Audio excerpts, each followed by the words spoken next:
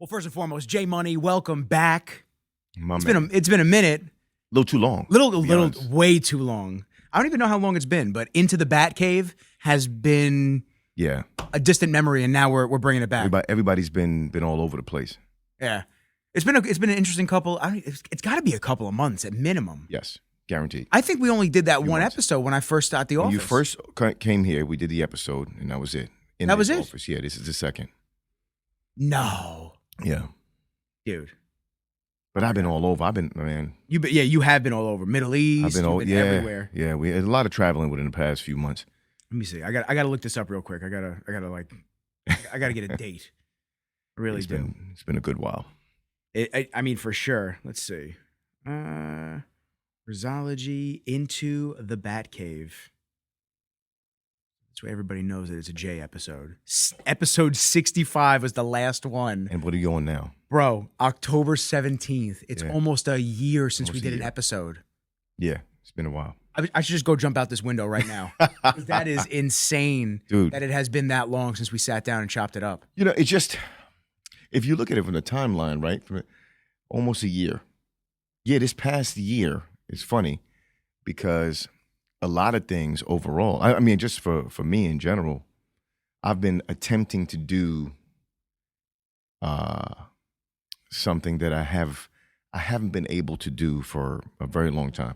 I don't have a very large circle of friends, a lot of acquaintances, a lot.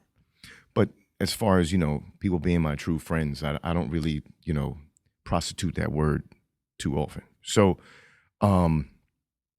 even still, I felt like anybody whose energy, and I hate to be that guy as far as energy is concerned, but if I feel like you're milking me, pause, for energy. No Diddy. You know what I'm saying? No Diddy. For energy, stealing my energy, or basically even if I'm trying to help you because you're asking for help because you're a quote unquote friend or a pretty close acquaintance, and it's draining me of my own, I gotta at some point either cut it or just pull back.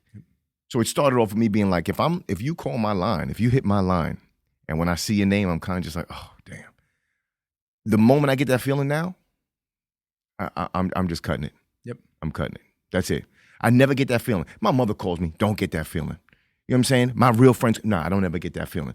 It could be the middle of the night. My phone rings and I get up. I got to look at my phone and be like, oh shit, yo, what's good? Not, the fuck is this dude calling me for right now? You know what I mean? Yeah. So I just wanted to negate a lot of just bad energy, low energy, negative energy, whatever you want to call it. I just try to negate it out of the life, and I just kind of pull back for a moment and just focusing on my businesses and just continuously trying to build. That's all it is. I want to retire soon, man. Fuck that. Let's be real. I want you to retire soon. Shit. I want to retire soon. But I know I got way more time to put in. I'm exhausted. It's been an interesting grind, just all over the place, and switching business models and focusing on different things. And today I did my first filming of a workout of myself. Yeah. Doing Squattober. How was that? Squattober or the filming? Both. Squattober is actually really hard. Like, it's beating me up already. You sent me the workouts. Yeah, it's beating me up. It's awesome. I mean, this is the true definition of going from weightlifting and training to look good to strength training. Like, this is strength training. I thought, and I want to go back to what you were saying as well, but I thought that tomorrow was going to be a rest day. And it's not. So you got some work to put in. Yeah. I was thinking of skipping. You look stressed out. I was thinking of skipping, but I can't do that to myself. I got to stay true to the Squattober. So you'll be happy after you're done. I know I will. Yeah. So basically the first workout that was back squats. Uh-huh. Everything goes off of your 1 rep max. Yes. Percentage wise. So theory, or you actually do a workout one day and try to find a 1 rep max for theory, probably about what I thought my 1 rep max squat would be at this point. I mean, my max squat ever was 350, and I did that for 2. So it's been a long time since I hit that. So I would assume I'm in like the 10-ish range if I really was going to get up there again. Yes. So anyway, the first exercise for the first day was back squats, 4 reps, 6 reps, 8 reps, 6 reps, 4 reps at 67% of your 1 rep max. Okay. And then the second exercise was deadlift, 4 sets of 4 reps at your 70% of your 1 rep max.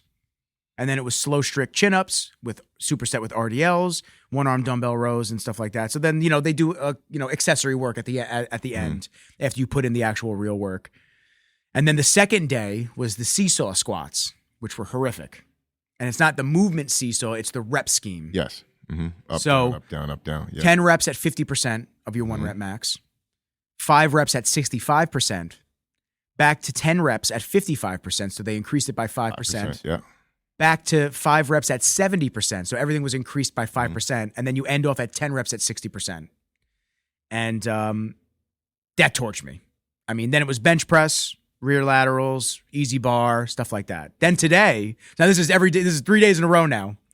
So then today's workout was back squats, 5 sets of 3 reps at 80%. I like. And then it was everything today was superset with farmer's carries.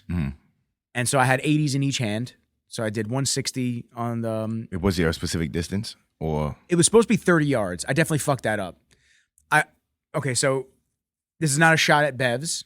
I love Steve and I love Bevs. The issue that I do have is that the gym is so cramped sometimes when you try to do stuff like that you just have nowhere to go. It's not that type of gym. Yeah. So so for me, I'm trying to adapt. I go by the cardio area. Yeah, but you know what? When I'm squatting, I don't want to have to walk all the way around there and Mm-hmm. then come all the way back, and I'm already tired. Yeah. So this was today's workout. So it was the back squats, superset with farmer's carries. The second exercise or cluster was barbell bent over rows, 5 sets of 5 reps, farmer's carries, and then heavy alternating dumbbell curls, 5 sets of 5 farmer's carries. Yeah. So I was like, oh yeah, we gotta be good. Like at this point, we gotta be getting a rest day tomorrow. He's like my little cousin, Fat D, Dylan. Yeah. Mm-hmm. He's like, I'm texting him because he's doing it with me, and all of a sudden they post the workout for tomorrow, and I'm just like, no way. And the workout for tomorrow is back squats, 5 sets of 5 reps at 75% of your 1 rep max. Bench press, 5 sets of 5 reps at 75% of your 1 rep max. Mm-hmm. And deadlift, 5 sets of 5 reps at 75% of your 1 rep max. So now I assume I'm going to get a rest day on Saturday. Yeah, those are 3-pound moves right there. Clustering us up for that, and then we'll get a rest day on Saturday. But listen, and then the cardio is actually right up your alley. 125 reps of triceps and 125 reps of biceps. Yep. Yeah. So listen, man, I sent it to a couple friends. It shows when people actually are about it and when people are not about it. So shout out to Evan from OG. Evan actually is doing it. Okay. He's been hitting me up every day. He's like, yo, you put me on and it's fucking crazy. And, I sent it to a couple friends and a couple people. And they're just like, yeah, I'm just, it's too intimidating. I'm not doing it. I'm just like, I don't know why people back down. I don't know, just get into it. It's called a workout. Like, yeah, just get into it. There's not, listen, the intimidating thing for me is like when I have to go to the gym and I don't know what am I going to hit? What am I going to do? Oh, should I do back? Should I do chest again? When I was training that way. But the best thing that ever happened was when you have programming. And you don't you could think about it. I'll just think walk about in and shit. act. I get to walk go in and act. That's and it. fucking do it, and I'm done. That's it. And that's why I liked OG. OG was great because I got to just go there for an hour and I was done. And just, just work your hardest. That's it. They pick the routine and you just go. There's times where, I remember back in the day, I would come walk into the gym and everybody just like, yo, Jay, what we doing today? And I'm like, yo, you know what, dude? Fellas, I'm just tagging along, man. You guys just choose and you make the workout. I don't even want to think about it. And it's great. Yeah. So I love the following the plan. I remember you sent me it. I love it. I mean, you're a strength and conditioning coach, so you get it. Yeah, you get it. That's similar in those ways, not exactly that, but Fab and I, we live pretty intense. Oh yeah, pretty similar to that. We love our reps, especially in a warm up. The warm up reps leading into the heavier weight. We love that. We'll add on a few extra sets than most people just because we want that first, maybe the first 2 to 3 sets of each exercise to be, some hellish reps. And then we get into the more heavier weight. But yo, why Fab so shredded under that hoodie? What's up? Secret, yo. What's up? That's our secret, bro. What's up with him? That's our secret. There's no reason you need to know exactly what the fuck we look like. My man, None. Shredded. None. I love the fact that he puts a little sneak peek every now and then, and I go, hey, hey. Exactly. Yeah. Exactly. I remember the first time I ever took my shirt off on Instagram. Oh yeah. People were just like, "What the fuck?" Yeah. And I was like, "Yeah, I got to do this for business." But other than that, I'd rather never ever take my fucking sweatshirt off in front of any of y'all. Yeah. That I really don't care. ab slip was for business. And for him, he didn't want to do it, so he didn't want to do the photo shoot. He's awesome. So one of my best friend's daughters, she's does photography for. She did a good job, and she's great photos. She did great photos. So great she photos. said, "You know what, Jamal? I've never done action pictures of people. Do you mind if I just come and catch some shots of you in the gym?" I said, "Sure." Yeah. I said, "But you're gonna focus on Fab, not me, nobody else. Focus on Fab." She's like, "Oh, perfect." Walked in with the photographer. He's like, "What's that?" I said, "For you." I said, "Shirt off, fam. Let's get to it." He's like, "Yo, Maul, come on, dude." I said, "Nope, you need it because you've been working your ass off.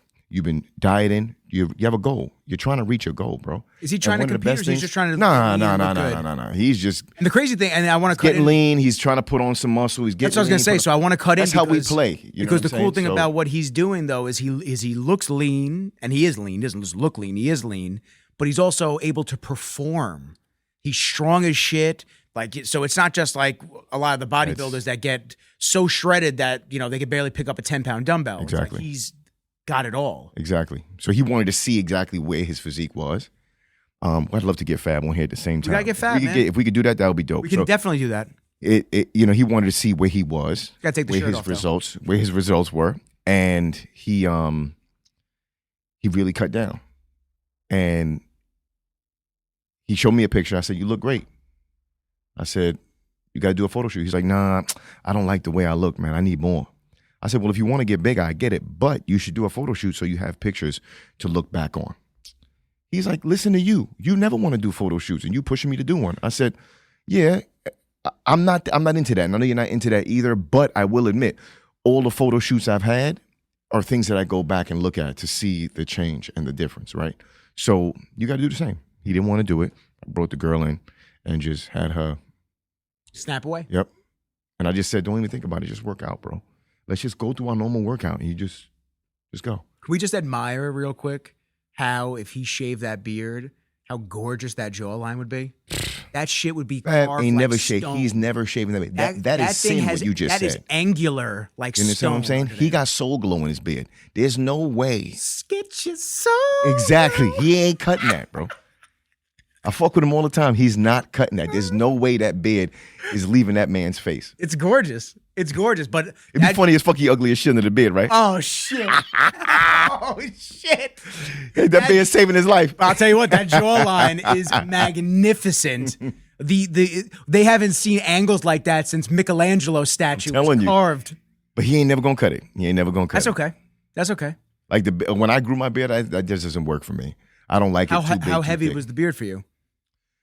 You know what? After the podcast, I'll look through some pictures and see if I can show you. But I remember that hair. It was hair. Remember that hair? That beard was down here, lined up real good. It did look good for a beard. I just didn't like it for me. Yeah. This, I'll do this. It'll get a little bit, and I'll just take it down a little bit. Right now, this is getting long again for me. That's all. Remember how long my beard was for a minute? Mm-hmm. Oh God, like crazy. Mm-hmm. No one gave me any feedback on that. That's insane.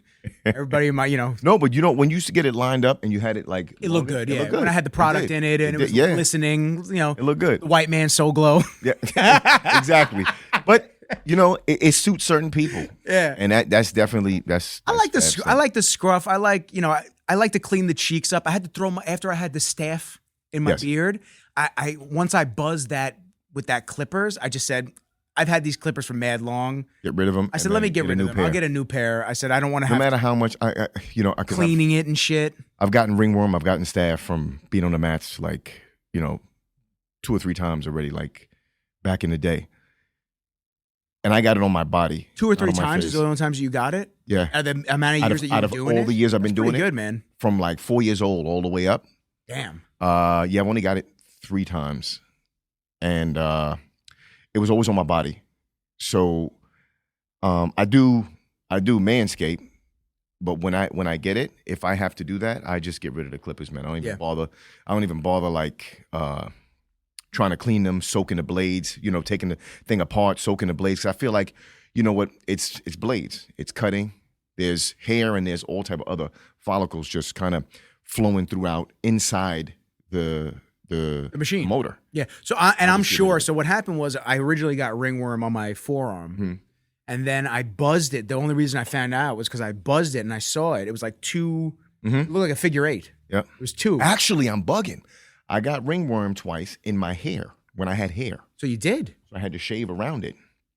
Yeah. And so they say that it's very tough to get it out of hair follicles like that.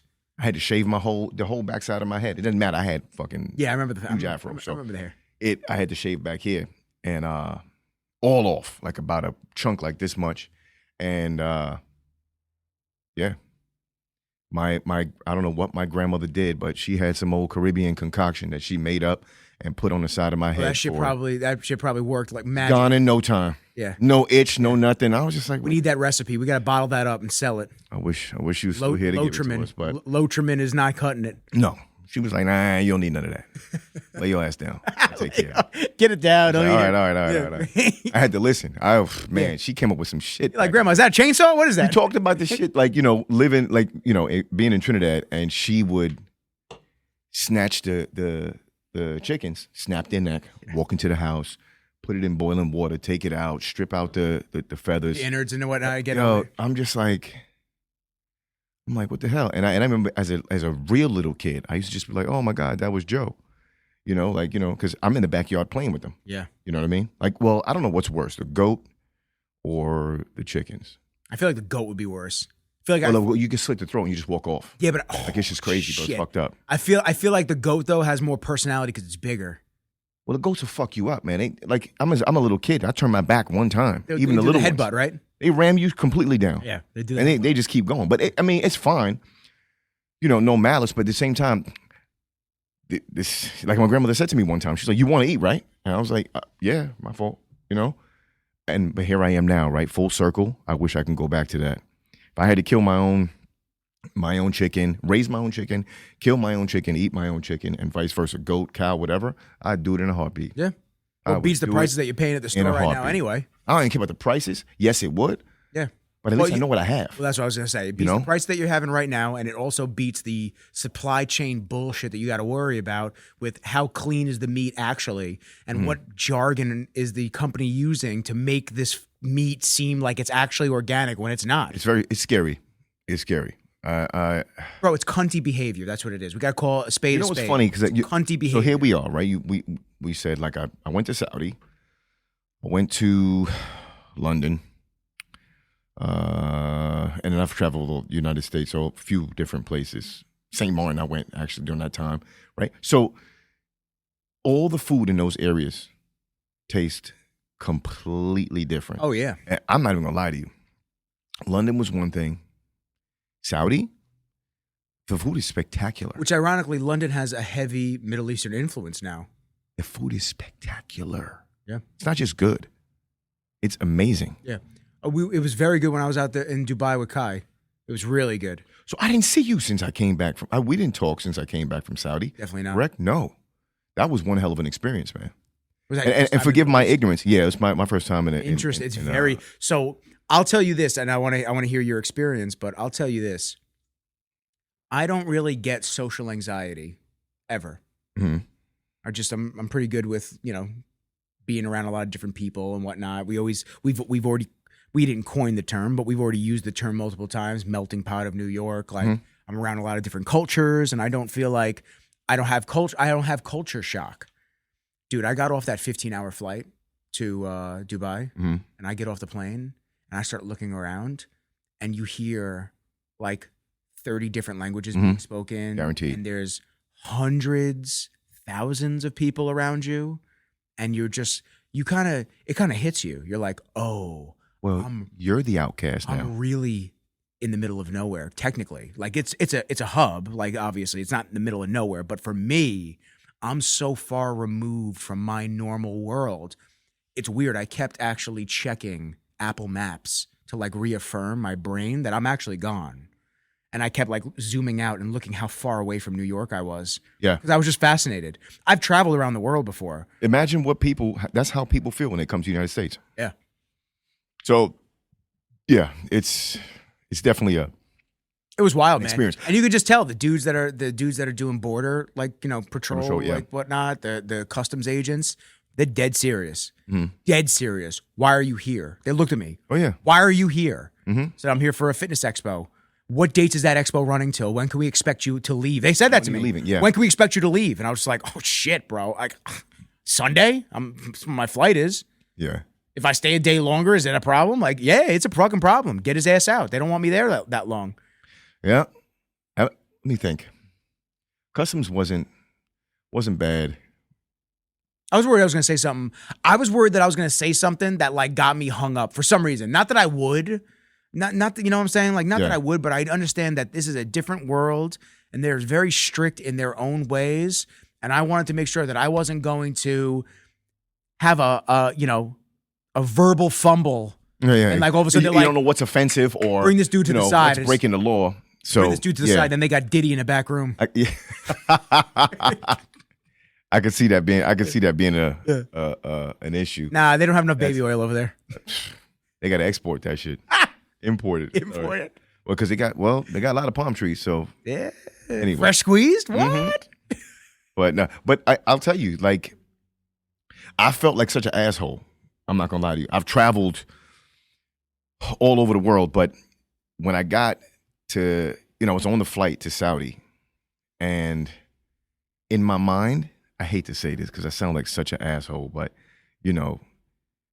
forgive me for it. I thought I was landing and getting out of the airport to a regular kind of airport, and at some point I would have seen sand and camels and shit like that. Yeah, no, that's on the outskirts. And we landed, get off, the airport is immaculate.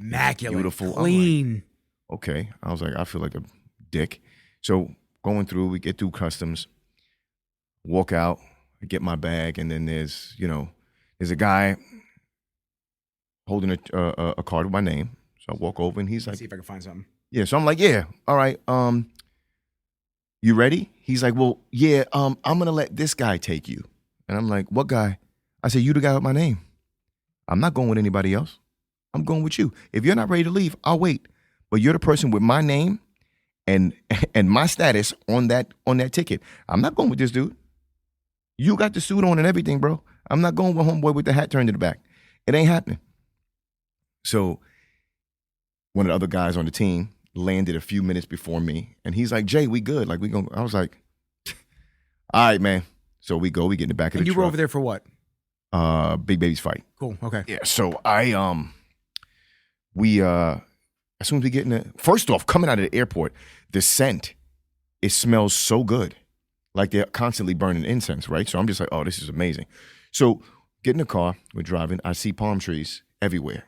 And then we turn, going down the highway, bright lights, it's beautiful, looks like a mix between Vegas and like South Beach. And I'm like, what is going on here? This is not what I thought at all. So we drive into the hotel. We get there. The hotel is phenomenal. And my homeboy calls me, who was on the flight landing right after mine. And his name is Cujo. So he calls me. He says, Mo, send me the address to the hotel. And I said, cool. So I asked the lady that basically took care of us while we were out there.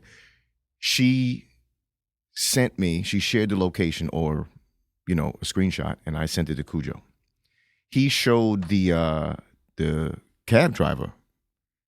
He's not part of the fight team. So he showed the cab driver, and I guess the cab driver drove like 40 minutes in the opposite direction. Oh, shit. So he calls me again, and I'm in the lobby talking to the fellas, Talk right? about fucking anxiety. No, man, I felt bad for him, bro. Oh, dude. So he calls me. He's like, Mo, what the fuck? And I said, yo, what's good? He said, where you at? I said, I'm in the lobby. He said, nah, man, I'm in the fucking lobby. Where you at? And I said, yo, Cujo, calm down, bro. I'm in the lobby. Where you at? This is bullshit. Hold on. Where are you, man? And I said, calm down. He said, nah, this shit is crazy, bro. You don't understand. This motherfucker's out here with guns and all types. I'm like, dude, where are you? He sent me his location. I showed it to the woman. The woman was like, oh my God, no.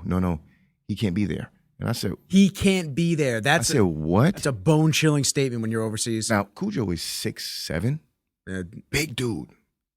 She grabs the phone, speaking to him, and she's like, I'm sending you an Uber right now. You need to stay in the hotel. He said, this is not a fucking hotel. Just stay where you are. When the Uber gets there, jump in the car and come back, right? So he gets fine. We wait for him now. Now we're worried. Now imagine if there weren't Ubers. Oh, shit. So he gets back. Finally gets to the hotel. He walks in the lobby. He drops his bag right at the doorway. He looks over. He's like, yo, fam, I'm not even going to lie to you. I don't even care that I grew up in Brooklyn. I was scared for my life. He said, there's something about a dude walking around in slippers and a blanket with fucking guns. Mm-hmm. My man is staring inside the car at me like what are you normally what here are I you am, doing here? 6'7", 280 pounds. Everybody's looking at me like, oh, let me get out of his way. People are crossing the street. They're looking at me like, who the fuck are you and what are you doing here? And he was like, I was scared for my life. But aside from all that, that's only one part of a little mishap, a little negative.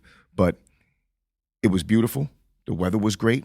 The food was phenomenal. The people are absolutely amazing. And what people think is that, in Saudi, they disrespect women or they don't listen to women. No, man, it's the exact opposite, man. They have the utmost respect for women. Women can walk the streets all hours without ever worrying about a human being bothering them. Oh, they'll cut your hand off out there.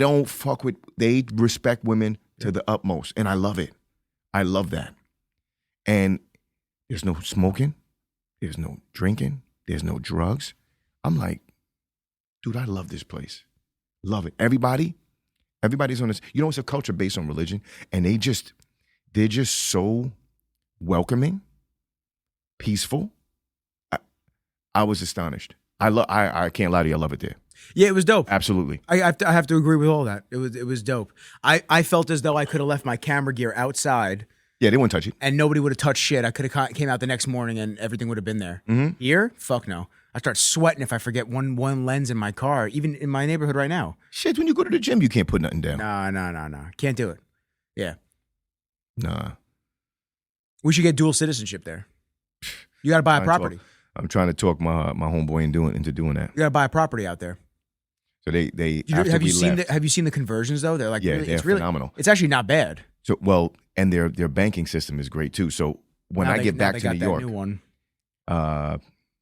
What is it? The Dubai Bank, Saudi Arabian Bank. So when I got back to New York, one of the owners of the gym, he calls me up and he's like, look, we want you to train these guys, these athletes, whatever, blah, blah, blah. I said, how would you like me to do it? Like virtuals? I could send workout plans and we can virtually go over things. And, whenever there's fights and whenever there's travel arrangements, I can come down, stay for a little while, take care of things. He's like, no, we want you to move. I was like, I'm sorry? Move? How long? He's like, yeah. And I said, okay, I'll move. I need $1 million up front. He says, I'll call you back. I said, oh, shit. I was just fucking around. All right, fuck it. But it didn't go anywhere. But tell him your camera guy needs 500. Tell him the camera guy needs $500,000 for all the content. It's not dead, the request, obviously. But I had to put it out there, See if I can find it. By the way, I just got a YouTube comment of one of our clips. Ironically, while we're sitting here, and he's so fine. Here you go. Oh, yeah. Fuck that. I don't care about that. He's so fine. Who gives a shit? Buying a property in Dubai. I know they got all these TikTok videos on the dudes trying to sell you on it. I mean, yeah, it's tight, man. Tax free. And that's the crazy thing. You're a citizen of Dubai, so then you're tax free. I might just play the game, bro. 3 years interest-free payments. I might just play the game. I ain't gonna lie. I might fuck around and just dip. That might be my first. I may rent over here and have a property over there. That may make the most sense. I know the best part is, and they don't rape you on price. They don't. And the best amount you get for your money, yeah, is great. And the best part, I've. Hey, and she owns the place. Y'all love it. The best part is that no one's gonna fuck with your house while you're gone. Hey man, what are you doing? We're doing a podcast. He wants to be in it. I wasn't petting him enough. Yeah, I wonder what like the median price for a spot goes for out there. He's going for the box that has all these little guys in it. He goes and tries to get them. Leave those guys alone. Median price for a Dubai apartment. Let's see. You might have to put in square footage and shit. Oh, that's for the average rent in Dubai for a 1-bedroom apartment in the city center is $1,700 a month. Bro, I'm getting killed. And a 3-bedroom apartment's $3,500. The view, the amenities, everything is crazy. I'll tell you what, Venus's gym was sick. That was the spot we trained at. I could imagine. That spot was sick. It was like all LED lights. We got plenty of time, man, to get a property. Speak to my brothers, my sisters, my cousins, everybody. I think we all should move. What? So I'm so attached to my family that it's just. Well, that's why I haven't left New York, bro. That's one of the main reasons. Besides, like a lot of my business coming from New York. That's why I haven't left New York yet. I can't do it. Plenty of reasons. Yeah, I can't leave them. There's plenty of reasons to leave, but I couldn't leave mom. Yeah. I love her too much, man. It's tough enough when I don't get to see her every couple of days because of, we live in different towns. I know. My mom and dad moved to Florida with my aunts, my uncles, all that, right? I know you were dipping a lot of time back and forth. Was I? I mean, granted, I had work and stuff, business to do out there too, but even my parents said, like, yeah, I don't know. We thinking about coming back. I said, don't. You live in the Florida life now. You got the good weather. Your body's not hurting. Your money's doing a whole lot more for you. They bought their house pre-COVID, so they got it for a great price. So at the time, it was, the house is worth like 4 times the amount. Yeah. So I'm like, just stay where you're at. How's the insurance, though, now? The insurance isn't bad. Everybody that I know down in Florida is getting killed on insurance now, or they're getting dropped. Well, because of hurricane and all that stuff. Yeah. There's always some kind of issues, but I mean, it is what it is. I guess that's how they make up for it, right? I guess I've had a lot of friends that have told me to just move to other states, and I'm not opposed to it, but I also have told them it's like, you guys listen, the states that they've been asking me to go to: North Carolina, Texas, Florida. Oh, okay, I get it. At one point, these places were actually who's hitting you up? This guy's Secret Service. He's Secret Service? Yeah, I grew up with him. He's listening right now. You know that, right? To us, he right called now. you. He's probably calling because, well, what's funny about it, why I pulled my phone out to even bring it up, is I didn't mean to cut you off. No, you're good. But 2 nights ago, he hits me up, right? Now, I haven't seen him for a couple years. We speak randomly here and there, but he's my homie. Like, we grew up together, like one of my only real friends that ain't family, right? So should we have picked that up? He hits me up, and he's like, "Yo, Jay, I just got to tell you something real quick." And I said, "What's up?" He's like, he's on the roof of the White House. He's like, "I'm on the roof of the White House right now, checking some stuff. I just got to call you real quick." He's like, "I'm standing up here with another Secret Service agent," and he's like, "Why are you New Yorkers so wild? Look at this dude. He's talking about," and he pulls up the podcast of us talking about how nowadays, like me, if I'm walking down the street with my girl or my mother, and they spit in her face. You spit in my mother's or my girl's face, I'm beating you down. Yeah. What's aggressive about that? Why is that aggressive? That's my job. Yeah. Right? But so much kickback we got. Remember that? We did. So much flack. We got kickback. And I'm like, who the fuck wants to know what's going on in that motherfucker's day? I don't care. I don't get it. I don't care. But either way, he was like, yo, I love what you said. He's like, crazy. He's like, you got to do more of these podcasts.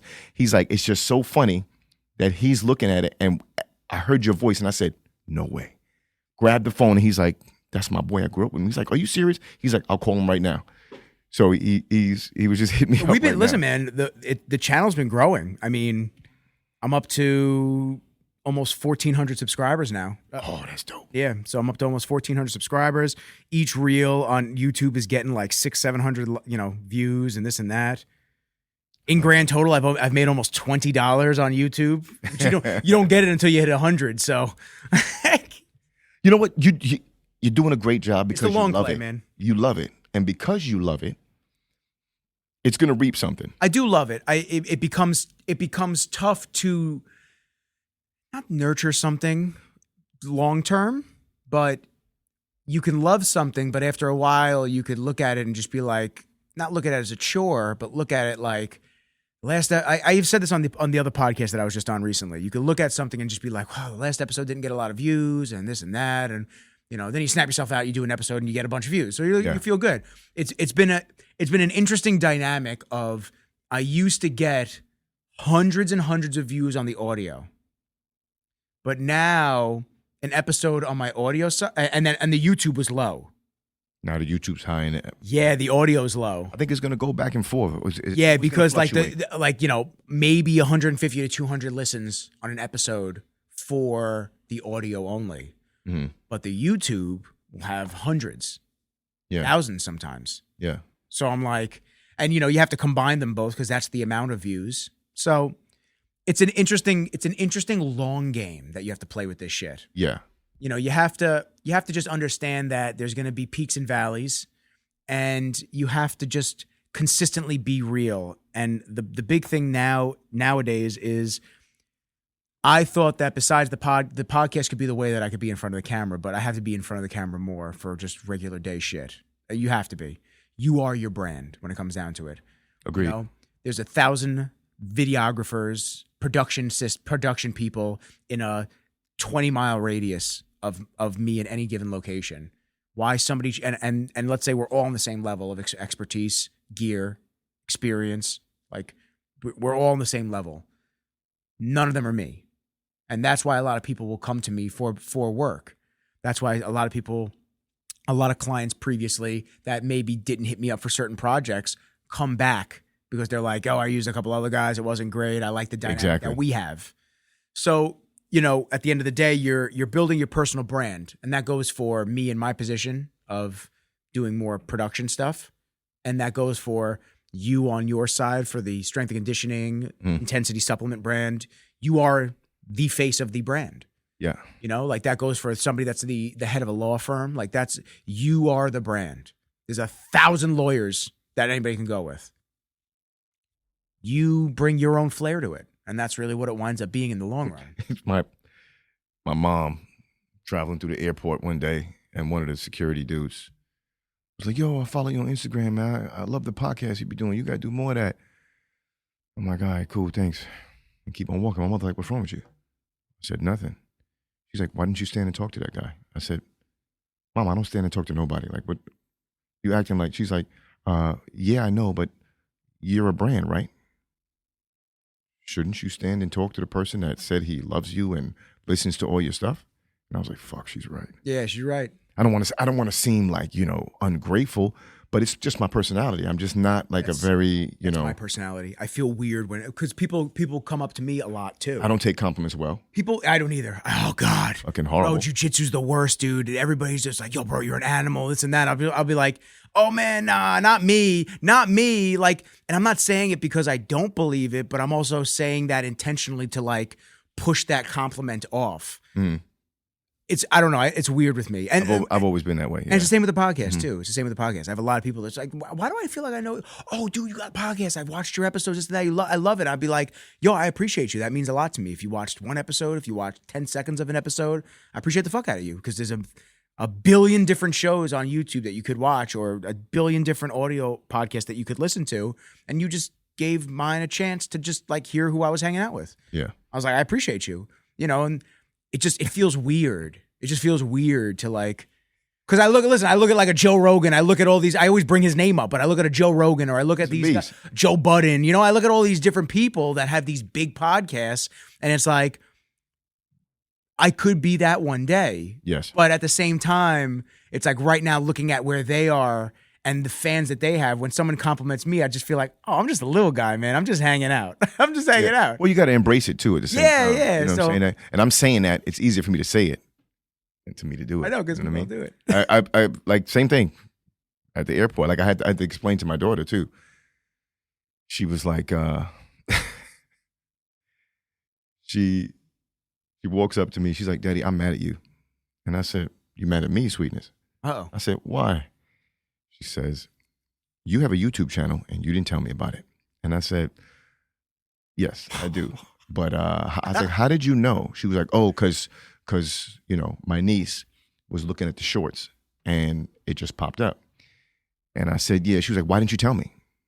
I was like, well, she said, well, you follow my niece Sanaya. You follow her page. You follow her. You subscribe to hers. You should have told us so we could subscribe for yours, and we could watch it because you got subscribers, and then you got a lot of views. Like, you should have told me. Why didn't you tell me? I said, sweetheart, I don't want you watching some of the conversations. Right now, okay? And she's like, why not? I said, I sometimes use foul language. She was like, you use foul language at home? Oh, shit. I said, fuck. I said, yeah, I know, but just some of the things are a little adult. It's just not, you're not ready for it yet. She was like, fine. So we're walking, and then a group of guys come up and, follow you on Instagram, blah, blah, blah, this and that. And I'm like, all right, cool. My first reaction, and I don't mean to do it. It just happens, but I guess this is just fatherhood, right? So a group of dudes walking up to me, and they're like, yo, and they point. The first thing I do is grab my kids. Yeah, push them behind. And I'm like, fuck. And they're like, yo, we follow you on Instagram, blah, blah. I like when you said this and that. And I was like, all right, cool. So we talking. I'm listening to what my mother said. I'm talking. I'm engaging. Shake the hand. I'm going to walk away. She was like, so my daughter's like, so I think I need a social media. No. I said, sweetheart. No, she does not. You are not getting a social media. No, she does not. She was like, but why? She was like, are those your friends? And I said, no. She's like, so why'd you talk to them? I said, oh, God. It's complicated. It's so, they're so literal, right? But they're like sponges, right? So I'm just like, well, they follow me on social media and they like what I said. So they would just let me know. And I just wanted to say thank you and show some appreciation. And she's just like I said, I need a social media. I said, babe, you're not ready for a social media. Why not? And I said, there's a lot of negative things on social media in my eyes. And I just don't think right now your brain is ready to decipher and break down what's right and what's wrong. The moment I feel that you're ready for that, we can make one up. But as of right now, you're still a little munchkin.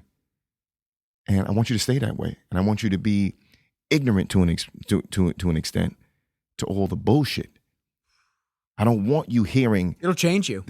It'll change exactly. you. I don't want you hearing certain things. I don't want you seeing certain things. And I don't want you to feel that you need to be a certain way because somebody else is that way. What you see on social media isn't always what's real. It's what people are portraying. It's the life they want to have, but it's not. It doesn't necessarily mean that it's real.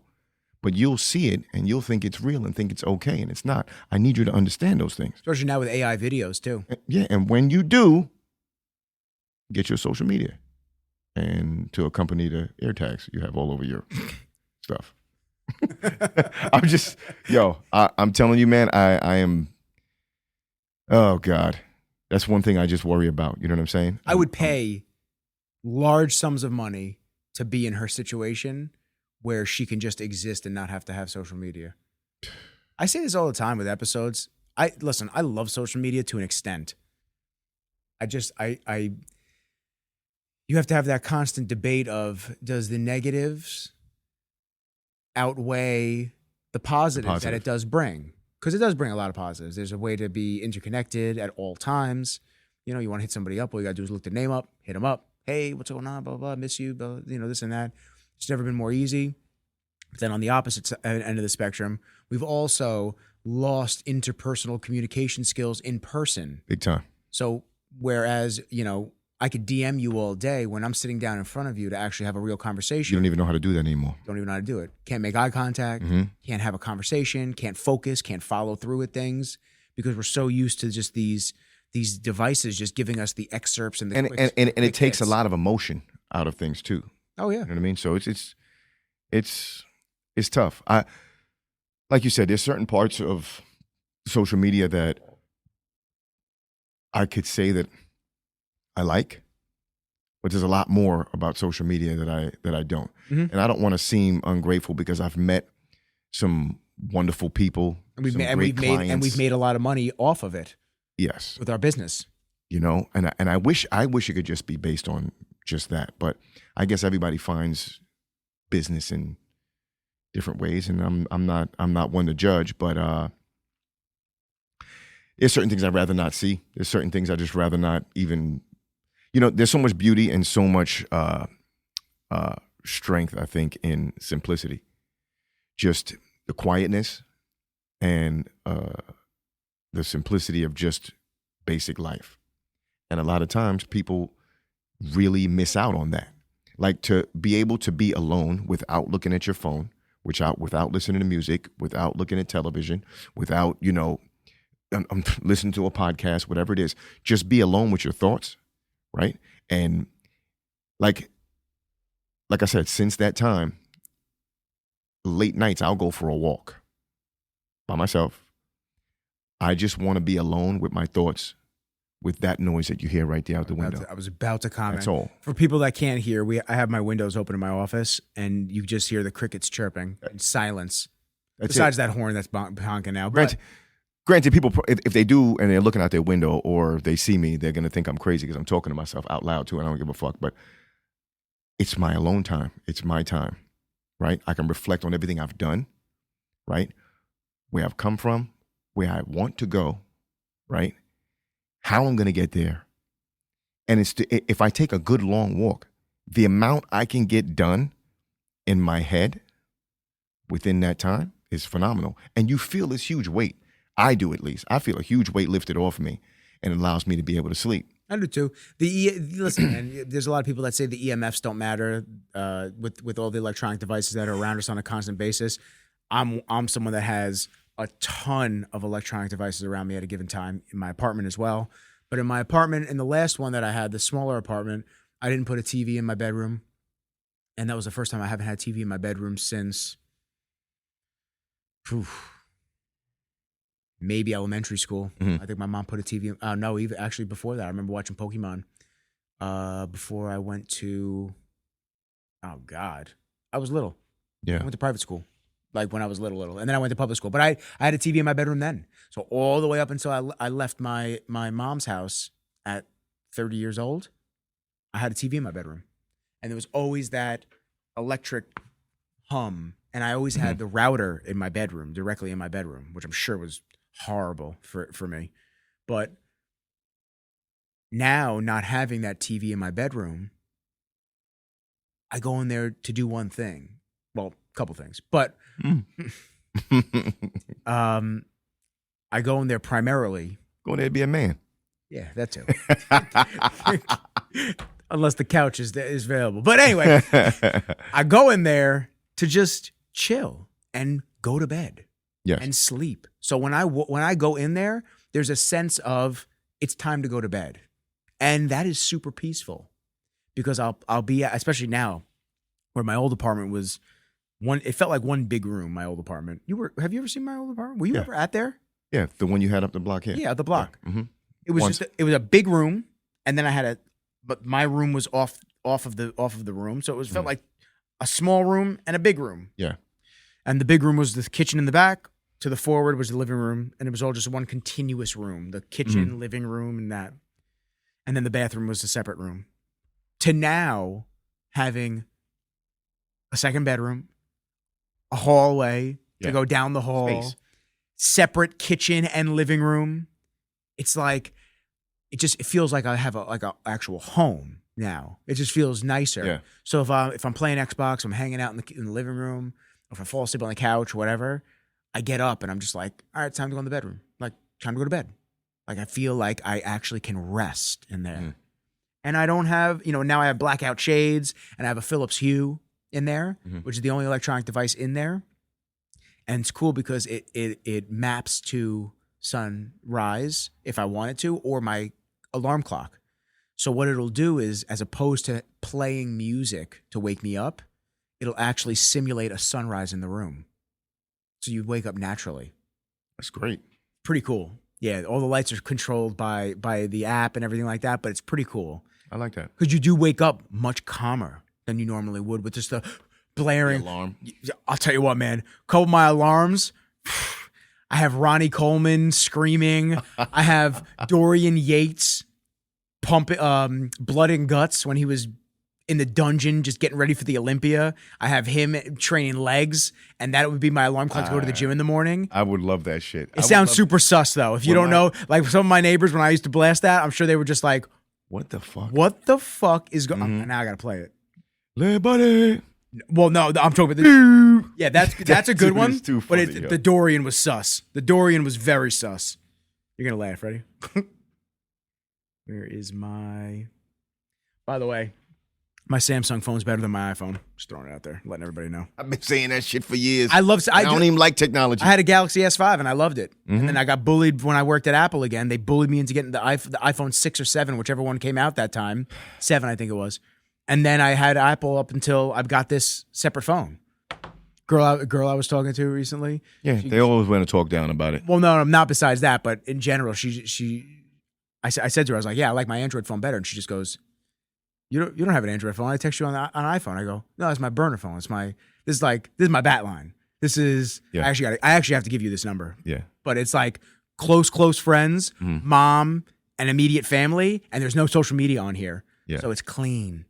So I can browse the web and I don't got to look, no messages. I love that shit. God. That is so nice. Hold on one second. It's the best feeling. Ready? Well, right now I got the Nextel chirp. Yeah. It's old school shit. Yeah, that took you back. Oh, wow. Nokia. Hold on, ready? Where's Dorian? See if he might not be on here anymore. Because I got this is the 15. What I want to fucking do. This phone sucks too. I give my kids 1 more year each, and I'm going to start waking them up in the morning at 4 o'clock. Oh, shit. To work out. Yeah, I already told them to. What sound is that? What the? Is that the computer? You know that sound. The message? AIM. AOL Instant Messenger. You know that's still my email.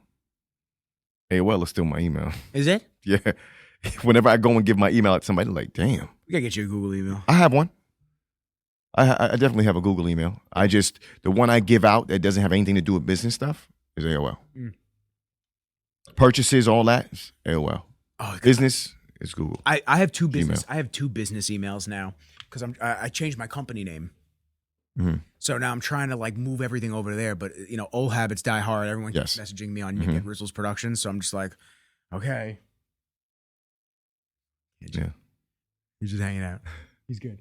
Yeah, like I said, I'm gonna want to wake my kids up 4 o'clock, get them to a quick early morning routine. But first, just read a little scripture, hit the little workout, get them showered, give them breakfast, and get them off to school. That would be perfect for me. I would love that. My daughter, she'd be down. Well, she's a savage. She's little you. She's a beast. Now, but the thing is, my son don't sleep. Like, he'll go to bed, no problem. But he's up at the butt crack of dawn on a day off. He don't care. He's up. He won't bother you either. He'll go. The thing is, he'll grab his iPad and just be like on his iPad fooling around. He was sitting down in the corner, just like looking at stuff or playing a game or something like that. But he won't bug you until he's starving. Yeah. But that's my daughter, she gets up and she's like, what we doing? Like when she was a little kid, she'd be like, Daddy, when you wake up to go save people, like she's, because you're Batman. Exactly. So she's like, when you go out to go and save people and protect people, you can wake me up. We've been training, so I'm ready. I can help you. I was like, I'm gonna cry. It's my motherfucker. Yeah. She's me and you. Shit. Yeah. That's me and you. Yep. Isn't that funny? So I know, as many times I woke her up because I wanted to go. I surprised him with flight somewhere, and I'm like, sweetheart, I need you to get up. I need your help. I need you to come work with me. She's like, okay.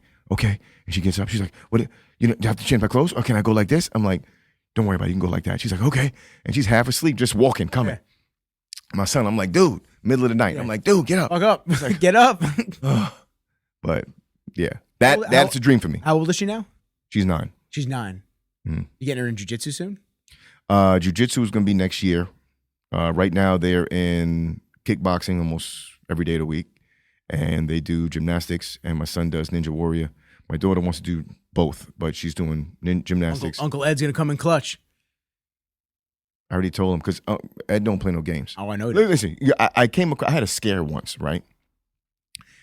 I didn't know what the fuck was going on, but I had this reoccurring dream that I was walking across a frozen lake, and my family was underneath Damn. the lake drowning.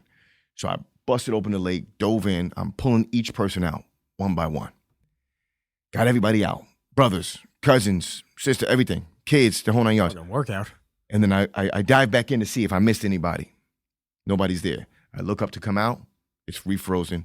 Yeah. No way for me to get out. I'm beating, trying to get it, and whatever. I feel like I'm going to drown. I jump up, right? And I'm like, damn. So I started having this dream on a regular basis, to the point where even sometimes, like I'll go to Siege, right? And it'll be late night. I shut all the lights off. I love to work out in the pit in the dark. The only thing that's lighting up that gym at that time is the lights from the street through the windows. I love it like that. I don't know why. I just do. But I'm by myself. But I'll push myself. Like I'm always trying to push myself to complete exhaustion. And one night I was just like, yo, I can't breathe. What the fuck? I feel like my shirt felt too tight. My pants felt too tight. Here I'm standing up in the middle of the seats with just my drawers.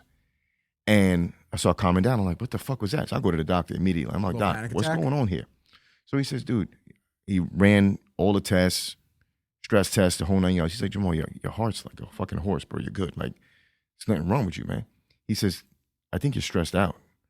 I think you have like a little anxiety or I was like, don't say that word to me, bro. I know. I ain't got no fucking anxiety, dude. It's tough to hear. So I was like, you know what? Let me deal with this. You know how I'm going to fix this?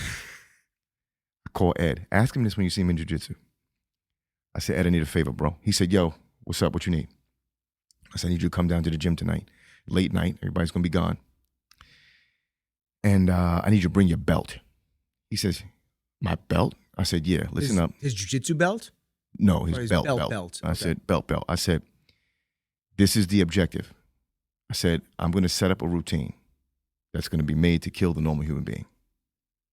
And I'm going to do it. The first round is going to be my fastest and my hardest round. That's going to be timed by you. Rounds 2, 3, 4, 5, 6, and 7. If my times drop in any way, all I need you to do is pay attention. But you're the only person that's going to do this. The moment I start slowing down, you're going to slap me across the back with that fucking belt. Jesus. Like my name is Kunta Kinte, bro. Okay? You're going to beat me like a fucking slave, homeboy. God. And he's like, deal, I'm there. Oh, shit, Ed would be pulls up. And I'm like, you hold pads for me. I'm going to rip away at the pads for the first like 3 minutes. And then I'm going. I'm doing farmer's walks. I'm doing yoke carries. I'm pushing the sled, right? I'm fucking doing burpees, the whole 9 yards. Over, no break, and just right back to pads. Boom, boom, boom, going. So at what point are you going to stop? I'm going till I can't go no more. Okay. But I'm trying to inflict that feeling that I'm getting from the dream. And then when I started hitting cardio late night, I'm like, yo, I'm trying to see when this is going to come into play. Doctor said I'm okay. So we going to see. Either I'm going to drop dead. Had the defibrillator, everything. I say, either I'm dropping dead or I'm going to realize right now that it is some kind of panic or anxiety type shit. But this is how I'm going to combat the motherfucker. Ask Ed. And Big Baby came. He sat down. And I was just going. I said, you want to jump in on a workout? He was like, hell no. He said, what are you doing, Is Ed going to hit me too? He said, what are you doing? Ed never had to put his hands on me. I didn't let off the gas, not once. He was just like, what the hell are you doing? I said, I need to know what's up. Like I'm trying to induce this sensation, and I couldn't find it. That's what made me feel good. And you know what? Never came back. I haven't had it since. And my workload now is even worse than at that time. Yeah. Right? And I'm not saying that that's the cure-all to anxiety. I'm not saying that. I'm really not. That's not what I'm getting at, because most people ain't going to want to do that to begin with. But we're not doctors. I just needed to know it wasn't my heart. Yeah. Once I was able to do that, I know it's not my heart. Now when my mind's going, I think, like, you know, even when the sensations would start to want to come back, yeah. I think I'm in my mind, I embrace it a little bit better. That first initial kind of anxious feeling you get, yeah, it doesn't worry me the way the first time happened. So from a perspective of panic attack, anxiety attack, depersonalization type shit, where you almost feel like life isn't real type of scenario, if you the number one way to make sure that you break the trend or the way that you feel is to recognize it and keep going. So a lot of people, if they have like a panic attack or they have some type of a let's call it a I don't know what the word I'm looking for. Well, if they have like that type of a Anxious episode or something episode, like that. that's what I was looking for. Thank you. If they have that type of an episode, they'll run. So if they're like at a Bath and Body Works, let's say, they'll dip. I got to get out of here, and they'll go. And then anytime they see a Bath and Body Works, exactly, out. You got to attack it as head opposed on. to just accepting it and just sitting in it and just being like, I gotta fight this shit right now. Exactly. So that is one of the ways that you deal with that type of shit. I had a bad panic attack after my surgery, my first surgery, second surgery. And I mean, essentially, dude, I had like a weird hiccup in time, it felt like, where I just forgot where I was. And I just came off anesthesia the day before. Like there was a lot of drugs in my system still and this and that. And I was told that it can happen. But the way that it hit me, that was it. And then, I love my mom to death, but then she's asking me, what's wrong? What's wrong? I'm like, I'm trying to fucking not freak out right now. You got to give me a second. And I had to sit in it. I was watching my Apple Watch. I'm like watching my heart rate spike. It like went from like 60 beats per minute to like 190. I was like, what's going on? Like we're trying to figure it out. Yeah. But and that was the only one I had in a long time. So like, but if I fled and I didn't accept it for what it was or this and that, it probably would happen more frequently. We're all stressed human beings. Of course. Especially at this point in time. Of course. I mean, if somebody that I know says that they're not stressed, you're a liar. Like you're a liar. Cost of living is through the fucking Everything roof. is overstimulated. Dude, cost of living is through the roof. Everything is overstimulating between our phones, social media, life, relationships. You're trying to just survive and just be a part of civilization and just enjoy your days. And we're just constantly like, dude, all I look at is, oh, it's the 3rd already? All right, cool. We got 3 weeks. We got 3.5 weeks until the rent's due again. Like, that's not how someone's supposed to live. Yeah, exactly. And when you're constantly thinking that way, it's horrible for you. So I'm trying to break the habit, but as a business owner, it's super difficult. So, you talked about retirement before. It's like, what's it going to take? Now is my chance in my early 30s to think about what is my exit strategy, not to exit my business, not to exit my life, but to exit in a way that I can sustain myself, I can make money, and I'd be well off without having to work, but I can still work. That's what I want to be able to do. Whether that's this, and this cultivates into something really big, whether that's my business and I have people working for me and they go out and do all the shoots and all the stuff, and I can work on the back end with signing new clients and stuff like that. Regardless, stress will always be there, but it'll feel a little less burdensome to me. When it's not, like when I say retire, I'm never going to stop working. I know you're not. Yeah. But I just want to know I don't need to. Yes. That's the point. That's all. I'll always work. I'll always continue. I don't care. I've had people ask, like, what would you do if you win the lotto? Would you quit your job? I'm like, no, not at all. First off, nobody would know if I hit the lotto. Not a single fucking person. I was like, I'm taking a lawyer over to collect my check to let them know that they're not putting my name in the fucking newspaper. Nobody's going to know anything. Isn't that crazy that people would even elect to have their name in the newspaper? Dog. Like, why does that even matter? Why do they want you to put your business out there? So what? Yeah. I won. Cool. Nobody needs to know. Leave it alone. But either way. And the two other things that bother me. First off, one of them is the New York Lotto. Why the fuck can you buy tickets from anywhere in the country? Hate that. The second thing is the amount that they tax you is criminal on lottery winnings. Of course.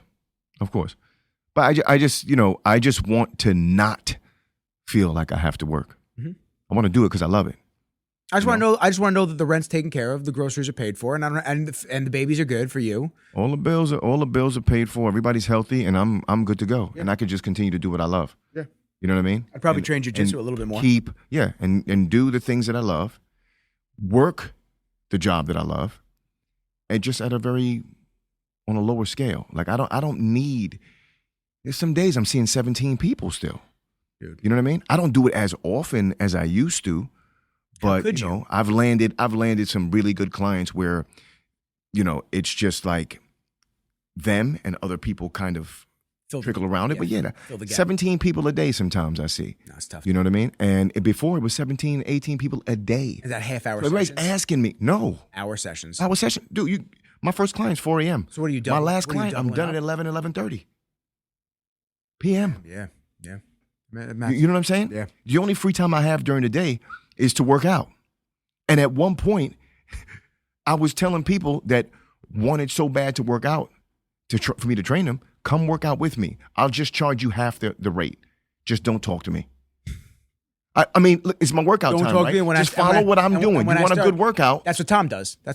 Follow what I'm doing. Don't bother me. And that's what you could do for half the cost. Yeah. And there's a handful of people that are just like, bet I'll do it. Some people didn't like that. That's cool. But that's my time. But from 4 a.m. till 12, I work out from 12:30 to about 2:30, 2:45. And then I pick back up from 3 all the way to some days 11, 11:30. It's insane, dude. You know what I mean? Like, It's saying that you're not burnt out. and I was doing that for about, Lord have mercy, man, 20 No, it's insane. something years. No, it's insane. You're built different. So You're built different. this year coming is the 30th year that I've been a trainer. Yeah. 30 years of being a trainer, strength and conditioning coach. And I was doing that for 21, 22 years of that. Bro, I've been up since 6 a.m. today, and I've done a lot today. I can't remember half of the shit I did because it's just like, I don't know about you, but the days just blur together a lot of days. I'm just like, ugh. Well, and at the same time, I do work, not anymore, but I used to work 7 days a week. I didn't know what day was what. The only reason I knew it was a weekend, because I used to only see 7 people a day on the weekend. Yeah. So I'd actually be able to get out of work with daylight. I'd go into work with seeing the sun, and I'd leave seeing the sun. When normally it's pitch black when I go to work, traveling to different clients, I would see that, but I get out of work, going home, and it's pitch black. You know what I mean? Yes. And it's just one of those jobs where I'm surprised 30 years you sustained it. Dude, people. you know the only thing helping me? People burn out. I love it. People burn out after 6 months, but you could love something, and this is my perspective of it, because I love what I do for the filmmaking stuff.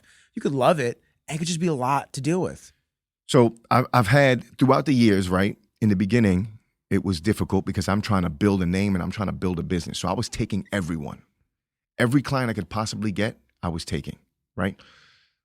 Certain clients just steal your energy. Certain clients are just negative. Certain clients just don't even want to work. The way I do too, man. So initially, I was like, you know what? The first thing I'm gonna start doing, my first 2 clients and my last 2 clients of the day cannot be people that I hate to say dislike, but dislike training. If you're not motivated at 4 o'clock in the morning to be there and 5 o'clock in the morning, if you're there and you're dragging ass and I got to push you and I got to yell at you and ask you why you stopping, I can't train you at those times. You're making me start my day really fucked up, okay? You're already stealing energy from me that you shouldn't be able to For steal. a 4 a.m. session, you're getting up at 3:15, 3:30? I get up at 3:15. I get up at 3:15 to just kind of reflect, right? I get up, and I'm one of those people that my alarm goes off, I fly out of the bed. I jump, almost hurt myself sometimes. Hit the alarm, brush my teeth, get ready, and I sit down at the table, and I'm just kind of thinking about my day, thinking about what needs to be done, aside from just training people, because I have my phone, my schedule's in there. I don't really got to focus on that so much. In my mind, all my other things that I have to do with my emails, my phone calls, sometimes make sure I got dress clothes in the car because I may have business meetings.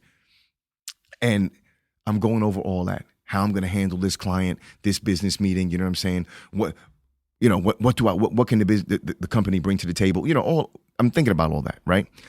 And I'm drinking and I'm eating and I'm out the door. And then once I leave, yeah, you're gone until you're ready to go to sleep. As my T-shirt says, all gas, no brakes. Yeah. Facts. That's it. And then I come home. One of the only dudes that's living that. And I come home at night, and I never was a crazy TV watcher. It would just be sports, you know what I'm saying, or Sports Center, right? Just to catch up and just stay involved. But I need some kind of mindless entertainment. Yeah, something I could just put on that I could just watch a little bit, to take my mind off of everything else that's going off. Yep, you know what I mean. And the funny thing was, for years I didn't even need that. I just wanted darkness and I wanted quiet. You know.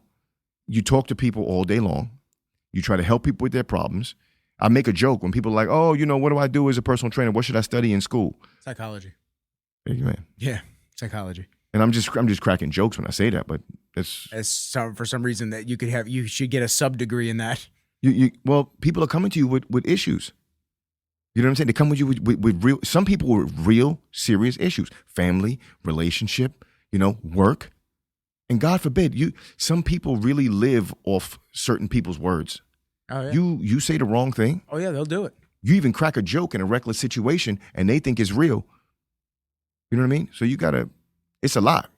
It's a lot. I don't care. Listen, some people, like I always say, when people are stressed out and some people are like, I don't know what he's stressed about. That's nothing. Listen, everybody's level of stress is different. Mm-hmm. So this person's level of stress, this person's level of stress may not affect me. Doesn't mean he's not going through it for that. Yeah. Right? So, and what I'm going through, he might look at me like, that's not really that bad. Yeah. So, you can't say that. Yeah. The monks have trained themselves to not have that stress. They know how to keep that level head. Well, look at how simplicity, once again, Their life is. Yeah. They get up, they do chores, they eat, they meditate, they train. I would love that. And they live long. They're healthy as fuck. Please. I told you when I was young, I wanted that. I wanted to be kidnapped and dropped off at the Shaolin Temple. Monastery? Yep. Leave me here. Put the fucking 6 dots on my head. Let me get to it. Teach me how to I'll read philosophy. So there's actually a guy. I'll go ham. There's a kung fu master that actually does retreats. If you ever want to do one with me. The guy that's on social media sometimes? You probably have seen him before. I'm gonna play a video real quick. If it's the guy that I'm thinking, I'll do it. Hands down. We should go for one. I'll go. No phones. No nothing. Count me in. Yeah. It would just be beautiful. Are you training anybody tonight? Nah. Okay. Tonight I'm good. It's like it's 10 o'clock already. Here he is. What's his name again? This guy. Kung Fu. Yes. He's in Germany. He does his voice alone. And life is calming, bro. Kung Fu. So if you master Kung Fu, it means it's mastering life. It means He's fantastic, bro. Hey, yo, my man is shredded. How to fix. I love it. Oh, yeah, look at my man. Hold on. Let me get that. Yeah.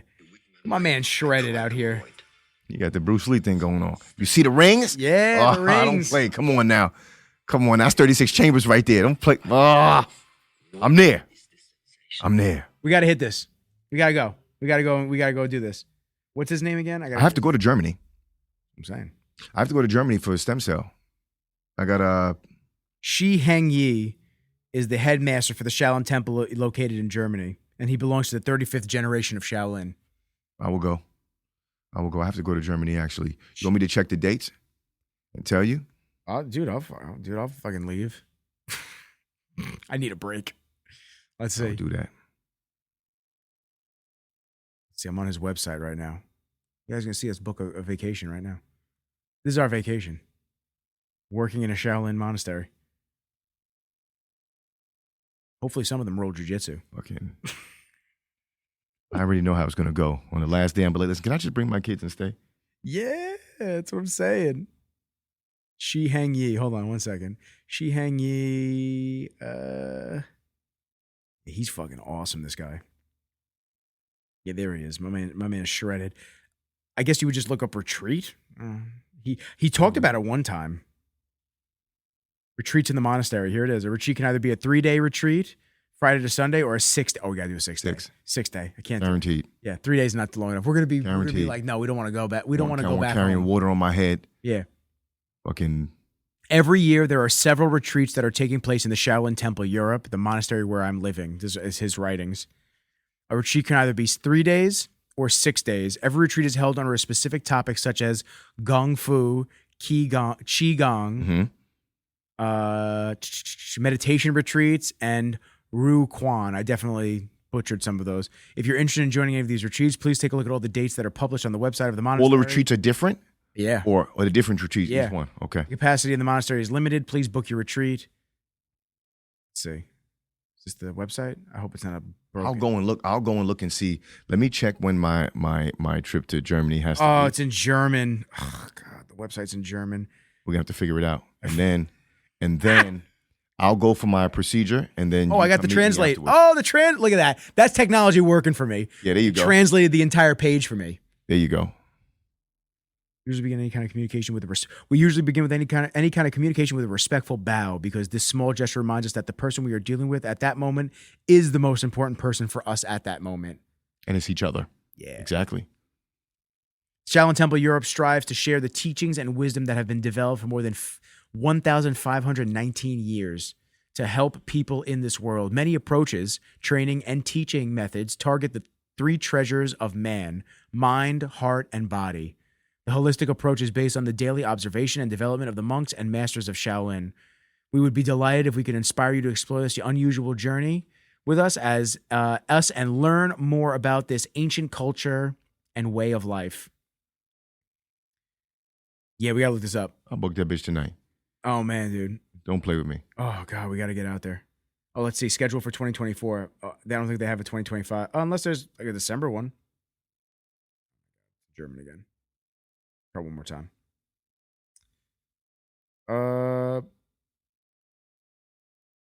The dates for next year have been set. You can go view them here. Is that it?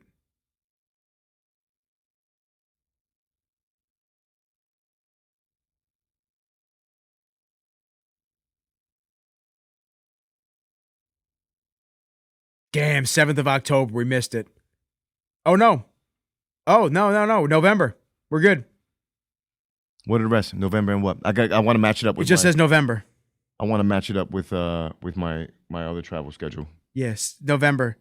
1st, 4th, 11th, and 25th.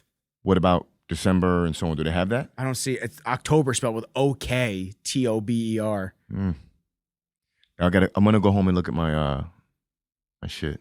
I'll tell you what, when I'm out there, I gotta help them with social media because we gotta get this to be a little easier to find. I like that. We should do this, dude. This would be awesome. I'm not playing. I know you're not. I'm not playing. Yeah, this is awesome. This would be sick. I wonder what they're gonna feed us. I don't even care. I don't even care if it's a fast. 7 days, I don't give a shit. I don't care. Give me just water. Water fast? I've done it for 7 days already. Yeah, I haven't done a 7-day fast. I did a I love it. 3-day fast. I love that shit. It was tough.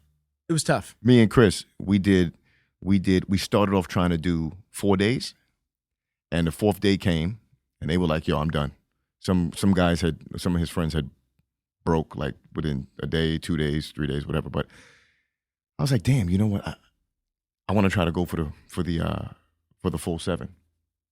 So were you seeing significant difference in your body? Like, were you getting cut up even more than you already are? 2nd day, I looked like pure shit, which is weird. I was just like, you're probably holding water. Your body I was drawn out, holding water. And then day number 3, I looked insane. Like show ready. Crazy, like right? that. And the funny thing is, the first meal I ended up having was chopped cucumbers. Yeah, you're supposed to have super light to get your body used to it again. Tomatoes and some egg whites and grilled chicken. And I chopped it up real fine, ate it down. Before I could even finish it, I was in the bathroom pissing out of my ass. Yeah. But by the time I got home, I looked, like I said, show ready. Yeah, full. Oh, yeah. Yeah. It's crazy how that works out like that, right? Yep. It was crazy. So if we go there and they do that, I'll be like, yeah, boy. And I worked out every day. Yeah, I worked out every day. I worked out for the 3 days that I did it. It was tough, man. The only thing I think I would do if I'm going to be working out regularly like I didn't do electrolytes. I just drank pure water. Oh, nah. I was drinking about 2 I had 3 gallons a day. Element. I couldn't do just water. I'm gonna But I'll tell you what, Element makes me piss out my ass too. Yeah. It's the 1,000 milligrams of sodium, the potassium, and the magnesium. Well, you know what's funny? After day 2, during day 2, that was the last time I took a shit until I was done. Oh yeah, no, I didn't. I couldn't go to the bathroom at all. No, like I didn't even have the urge. There was nothing left. Yeah, it was. I did enjoy that. If he wants to do that, I do it in a heartbeat. We're doing kung fu and that. I'm good. We're gonna look that up. We could. We'll podcast after. I don't want any electronics near me. I don't want nothing near me. We'll come back and we'll talk about it. Maybe we'll have a tape recorder. I don't want nothing. A tape recorder. I want nothing. I want to sleep on the stones. I don't think they sleep on stones. don't think that's a thing. Oh my God. What do you got going on tomorrow? A bed full of needles. What you got going tomorrow? Out of this, Just go work. sleep on stones.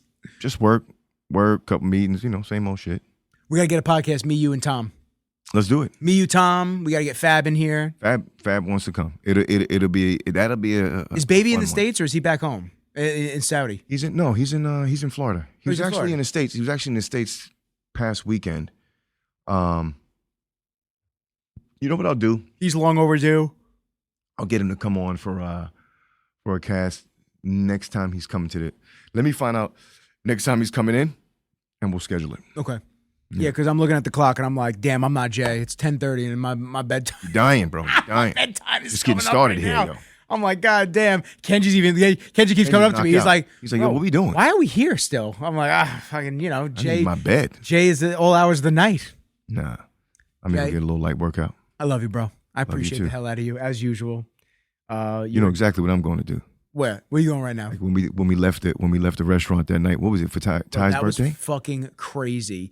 We went out for Ty's birthday, and you literally ate and drank a quarter of a margarita. Yeah, and I had to give it to you because I can't drink. And I don't drink. then we looked around. And you dipped out the restaurant after the bill. After the bill was paid, we all squared up. You dipped out the restaurant. I was like, "Where'd Jay go?"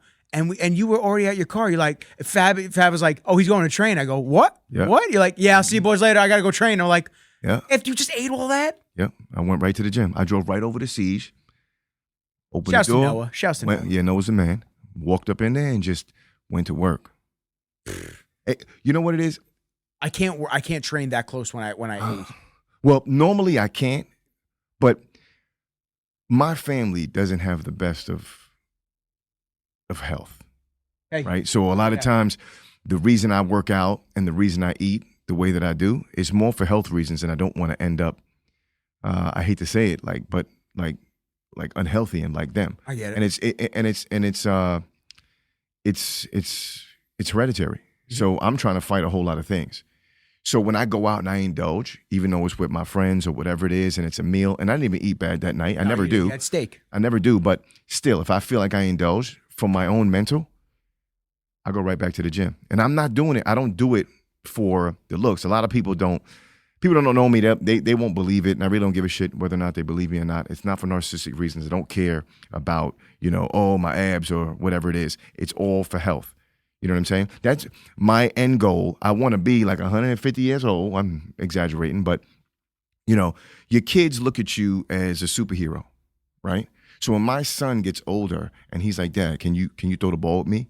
Can you show me how to run this route? Can you run the hills with me?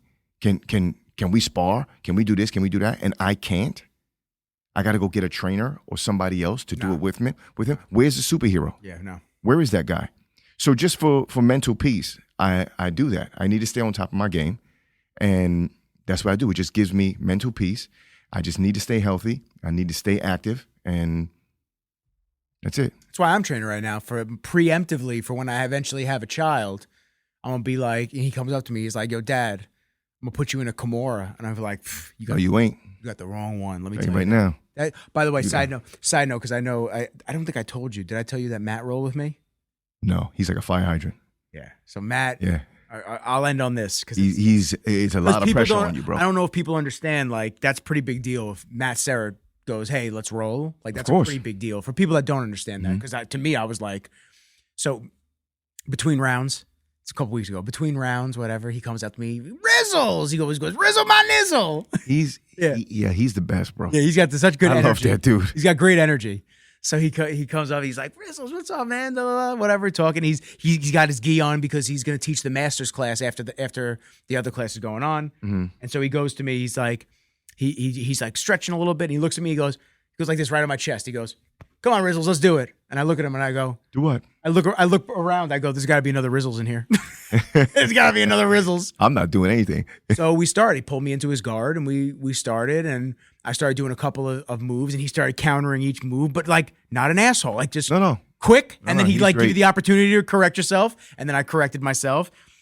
He was very nice. He tapped me 4 times. It's very nice. He took it easy. He took it easy. For those that don't understand that, that is him being very nice. Mm-hmm. But at one point, he like rolled me into an omoplata. Oh, wow. I rolled through. to get out of it. And he like chuckled for a second, and then he grabbed the arm bar at the end, and I went, okay, Yeah. get the arm anyway. But the last 10 seconds of the round, I stood up, and he stood up, and we pushed off each other, and we started like going like this, and I was like, in my head, I'm going, this is fucking crazy. Yeah, I'm like doing this with Matt. I should have sat my ass down. It was cool, man. And then like a couple of the white belts were watching, and they looked at me, they're like, yo, that was like a big deal, right? I go, I thought it was. Is it a big deal? I feel like I never see him roll with anybody. He doesn't roll with, and then I asked a couple of black belts. They're like, he doesn't roll with anybody. And I tell you right now, Matt is a great person overall. I love that dude, man. I love that dude. I thought he was gonna whisper in my ear like, I gave you a fucking blue belt. I gave you a fucking blue belt. I got some great stories with Matt too. We should get him on at some point. That'd be fun. You should ask him to come through. I feel weird asking people like of big notoriety. He had mentioned it a couple times to me, honestly. He had said, like, not to come on. He had just said, yo, when I first started going to his gym, he was just like, yo, Rizzo, I see you, you got a podcast? He's like, dude, you look good behind the mic. And I was like, don't waste your time. I was like, I appreciate you. I know he's got his show now. He's doing his show with the superhero, like all the nerding out with. That's right. He's like doing all the nerdy stuff. But I mean, yeah, I would love to have him on. I think it would be great if you want to do an episode with us too. I don't care. I'll jump in. I think that would be awesome. I'll jump in. My guy. He's a great dude. He's always on Rogan now, which is sick. He's going to talk about the time he thought I died on a plane. Yes. I'm telling you right now. That's an experience. Save that. Whoa. Save that. He was shitting bricks. Save that. Oh my God. But yeah, so it's cool. Shit. I just feel, like I said, I feel weird asking people of large notoriety to come on because not that they would look at it like that, but I don't want it to appear like I'm just trying to do that for the views. I'm doing it. I'm asking because I actually like you and I want you to come through. You could talk to him. Matt is. Oh, he's so down to earth, man. He's the coolest, bro. He paid for so we all went out to dinner, a close group of us, and I feel special when he invited me out and stuff like that. You should do the podcast in his gym if you would allow it. That'd be cool. I would love to do that. Yeah. Ask him. I would love to do that.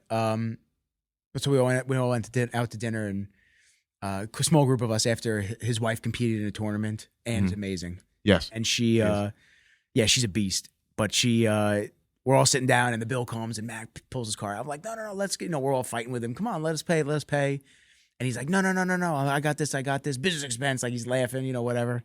And then I stand up. I go, Matt, come on, man. I said, let me give you something for like Venmo for the tip or something like that. He goes, Rizzo, sit down or you're not seeing purple. I went, okay, I'm sitting down. I was like, okay, my bad.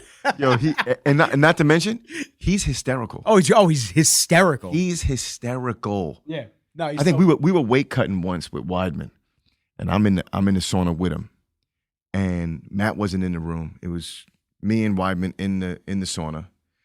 Volante's outside, Ray's outside, and Matt comes in and he's like, where are they? And he's like, they're in the sauna. They got another 5 minutes. 5 minutes goes out, opens up. Chris walks out first, and Matt's just like, how you feeling, bro? Chris just like, and I used to do the weight cut. Like whatever my guys with the fighters, I ate. Yeah. Whatever workout they did, I did. Right? I did it with them. I got in the sauna with them. I did everything. So here I am losing 15 pounds too of water, right? So he walks out. He's like, how you feeling? You all right? He's like, I'm okay. I need a cold plunge. And here I am walking out behind him. He's like, what in the fuck am I seeing right now? He's like, there's no fucking way.